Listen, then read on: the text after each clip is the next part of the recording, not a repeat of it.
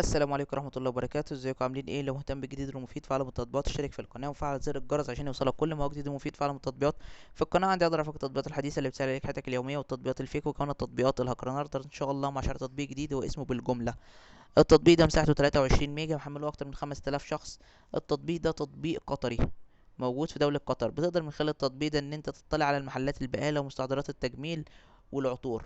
لو انت حابب ان انت تشتري حاجات البقالة، لو انت حابب ان انت تشتري مستحضرات تجميل، لو انت حابب ان انت تشتري العطور، بتقدر ان انت تخش على التطبيق ده وتلاقيها بتشتري طبعا من التطبيق. الحاجة بتوصلك لحد باب بيتك. بتلاقي طبعا سعر افضل من الشراء العادي او من الشراء اللي بيكون من المحلات العادية. بس طبعا التطبيق ده لما بتخش طبعا عليه عشان تشتري وتحس ان انت وفرت، لازم بتشتري كميات كبيرة.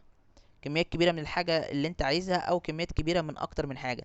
لان انت مثلا لو حبيت انت تشتري حاجة مفردة لوحدها هتلاقيها رخيصة، بس مثلا عبال ما تجيلك والشحن والحاجات دي هتلاقيها ممكن اغلى من السوبر ماركت مثلا اللي بتتباع جنبك.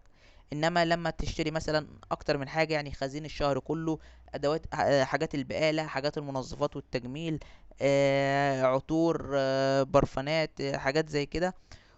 لما تشتري الحاجات دي كلها بتاعت الشهر مرة واحدة هتلاقيك موفر مبلغ كويس. انما لو بتشتري حاجة بحاجة مش هتحس بتوفير. ده الغرض من التطبيق وده فايدة التطبيق. مشكلة التطبيق ان هو بيتضمن اعلانات وبيطلب منك الاشتراك، بالاضافة ان التطبيق باللغة الانجليزية ومفيهوش لغة عربية.